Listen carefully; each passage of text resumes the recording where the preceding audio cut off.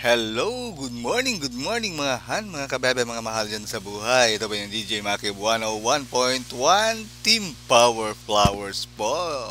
Kumusta po kayong lahat mga lodies? I hope po okay lang po kayo. Alright guys, ipagpapatuloy na po natin yung kwento ng asawa kong mayaman. Sana all may asawa na mayaman, di ba? Ang tindi ni Kenyu. Alright guys, wag na natin po tagalin guys. Ito na po yung kwento ng asawa kong mayaman. Pagkatapos umalis sa pamilya Do, hiniling ni Chinyu kay Leihu na maghanda ng maraming halamang gamot. Pagkatapos noon, naghanda siyang pinuhin ang Soul Nourishment Pill. Para kay Chinyu, ang Soul Nourishment Pill ay halos walang gastos, at ang presyo ay madaling mapababa. Sa loob ng 3 araw, halos hindi nagpahinga si Chinyu. Ginugol niya ang lahat ng kanyang oras sa pagpino ng Soul Nourishment Pill. Sa loob ng 3 araw na ito, si Yao Qing ang namamahala sa pagbabantay kay Chinyu upang pigilan ang sinuman na makagambala sa kanya. Makalipas ang 3 araw, matagumpay na napino ni Chinyu ang higit sa 300 Soul Nourishment Pills. Sa pagtingin sa mga tabletang inilagay sa harap niya, pinunasan ni Chinyu ang pawis sa kanyang noo. Sa kasalukuyan, para kay Chinyu, ang 300 plus Soul Nourishment Pills na ito ay lubhang nakakapagod at siya ay mukhang mas haggard. Naniniwala ako na ang 300 Soul Nourishment Pills na ito ay sapat na para bigyan ng pamilya Shen ng isang suntok, naisip ni Chinyu sa kanyang sarili. Mr. Chin, anong uri ng tableta ito? Hindi maiwasang magtanong ni Yao Qing. Biglang kumuha ng isa si Chinyu at inihagis kay Yao Qing. Ngumiti siya at sinabing, subukan mo. Hindi man lang ito tiningnan ni Yao Qing at diretsong isinuot ito sa kanyang bibig. Pagkaraan ng ilang sandali, naramdaman ni Yao Qing na nabuhayan siya ng loob. At lahat ng kanyang pagod ay naalis. Ito, anong klaseng tableta ito? Puno ng pagkabigla ang mukha ni Yao Qing, at nakanganga ang kanyang bibig. Ngumiti si Chinyu at sinabi, tinatawag itong Soul Nourishment Pill. Sa madaling salita, ito ay kapaki-pakinabang sa katawan. Dahil dito, lalo pang hinangaan ni Yao Qing si Chinyu. Hindi lamang si Mr. Chin ay nakabisado ang pambihirang ehersisyo sa paghinga, ngunit mayroon ka ring napakahusay na kasanayan sa alchemy, sabi ni Yao Qing na puno ng paghanga ang mukha. Napangiti si Chinyu at sinabi, kung may pagkakataon sa hinaharap, ituturo ko sa iyo ang paraan ng ehersisyo sa paghinga. Salamat, Mr. Chin. Nang marinig ito, tuwang-tuwa si Yao Qing. Oh, tama, biglang may naisip si Yao Qing. Dumating si Miss Yan kahapon. Iniisip ko kung ano ang problema, sabi ni Yao Qing. Sa pagbanggit kay Yan Ruizu, naramdaman ni Chinyu na nawala agad ang kanyang pagod. At isang ngiti ang lumitaw sa kanyang mukha. May chismis na kapag naiisip mo ang isang taong gusto mo, subconsciously mong ngingiti. Kaya totoo, biro ni Yao Qing sa gilid. Sira ka. Inilibot ni Chinyu ang kanyang mga mata kay Yao Qing. Pagkatapos, kinuha niya ang kanyang telepono at tinawagan si Leihu. Makalipas ang halos kalahating oras, nagmamadaling nagmaneho si Leihu patungo sa Dragon Paradise. Inabot ni Chinyu ang Soul Nourishment Pill kay Leihu at pagkatapos ay sinabi, ang presyo ng 300 tabletang ito ay dapat na mura, mga 300 yuan bawat tableta. Natigilan si Leihu. Medyo awkward niyang sinabi, 300 yuan para sa isang tableta. Hindi ba ito masyadong mura? Dati, ito ay 1,000,000 yuan para sa isang tableta. Gawin mo ang hinihiling ko sa iyo, malamig na sabi ni Chinyu. Pagkatapos, iniabot niya ang 300 tabletang ito kay Leihu. Hinawakan ni Leihu ang tableta, at nakakuha siya ng ideya. Naisip niya sa kanyang sarili, basta ginagawa ko ng mabuti ang paglihim nito.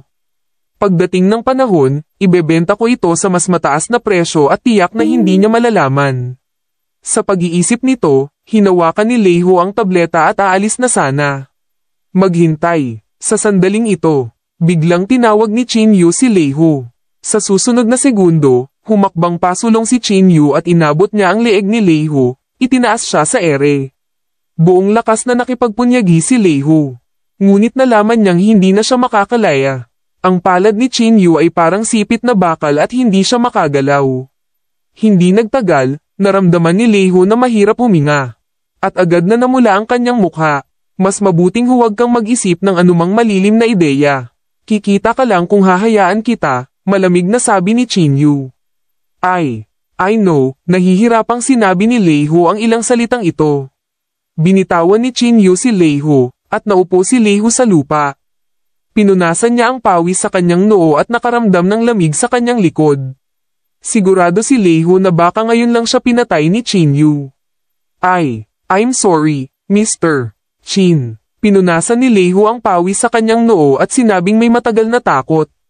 Sinulyapan siya ni Chinyu at walang pakialam na sinabi, huwag kang mag-alala, hanggat masunurin ka.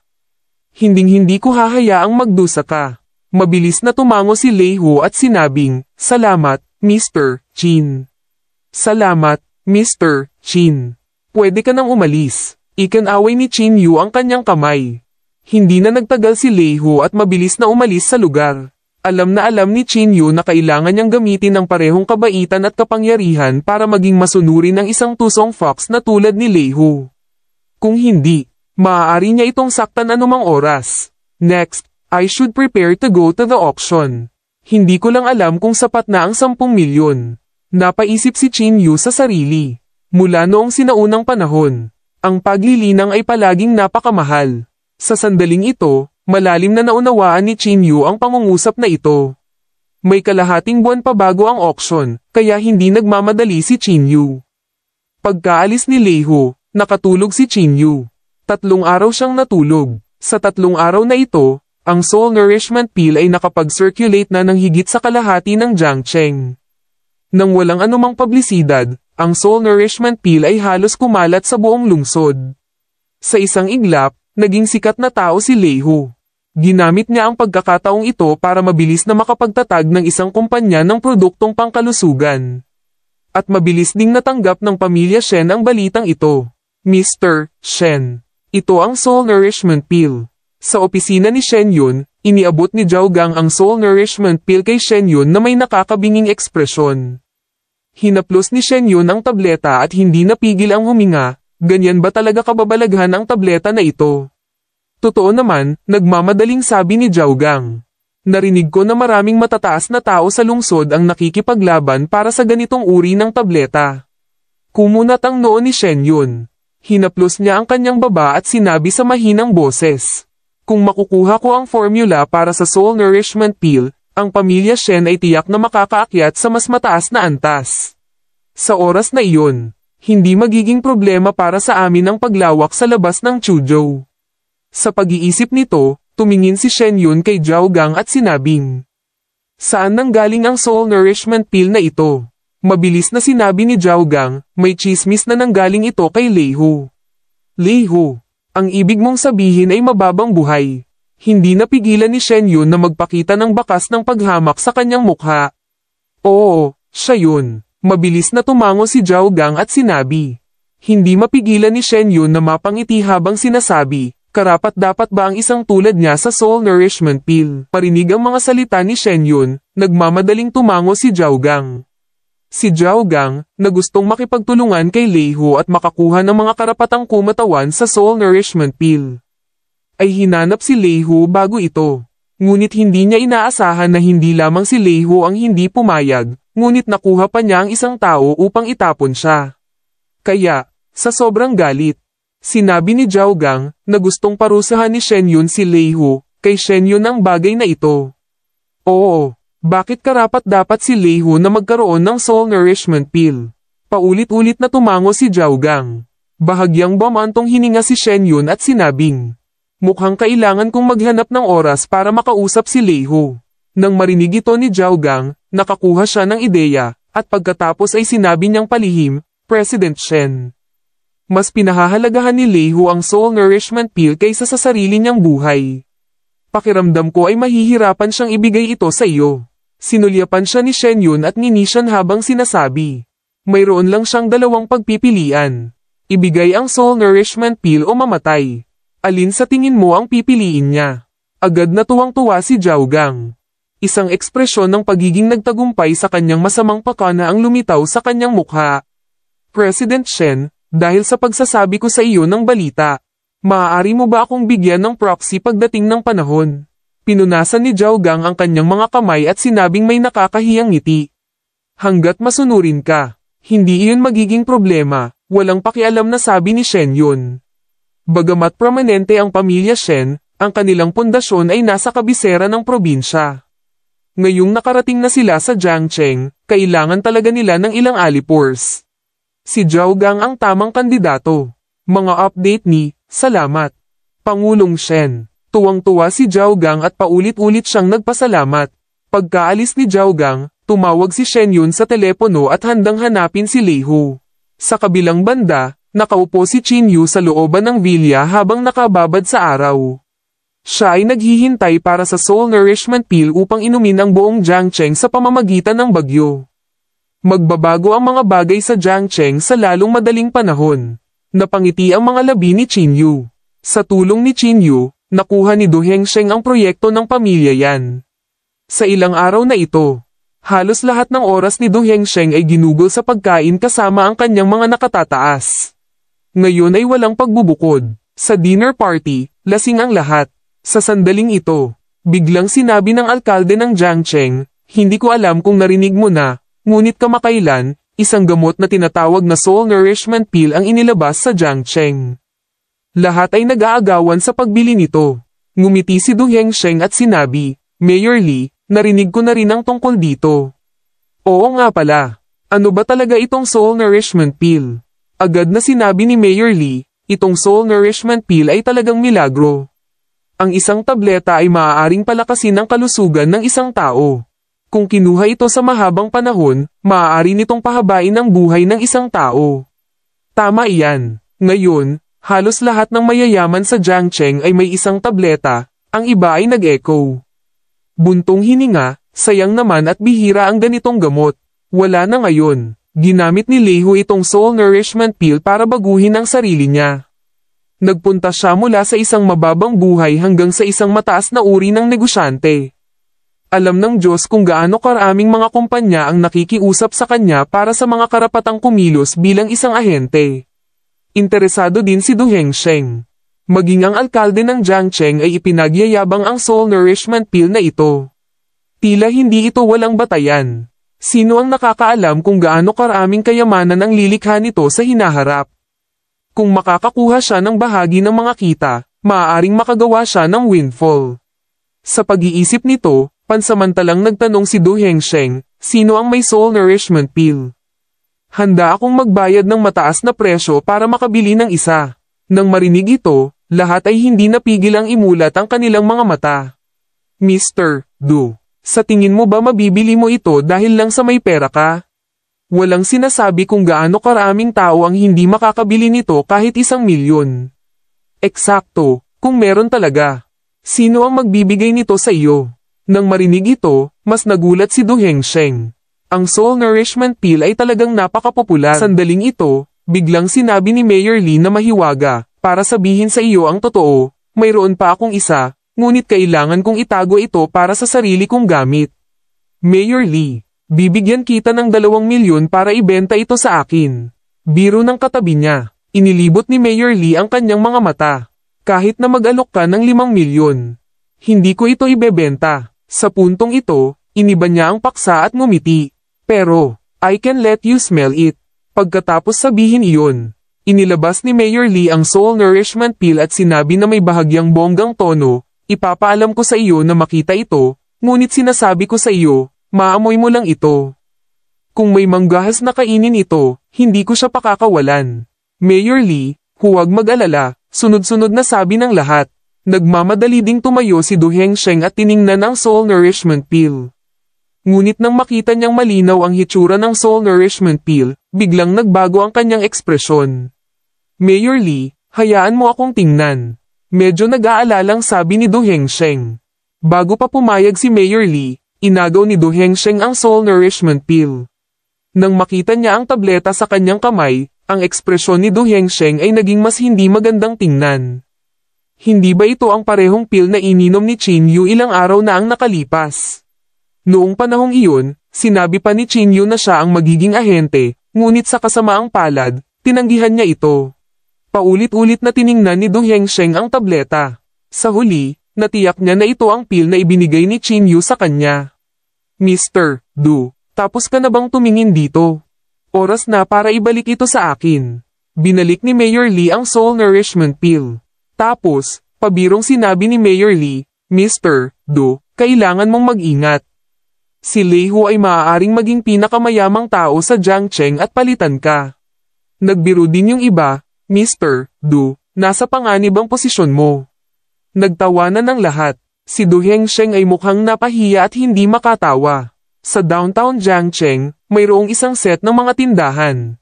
Ito ang opisina ni Lei Hu. Kamakailan, ang opisina ni Lei Hu ay puno ng mga tao. Maraming mayayamang tao ang gustong makuha ang kapangyarihan ng Soul Nourishment Pill ng ahensya at gusto pa nilang monopolyohin ito.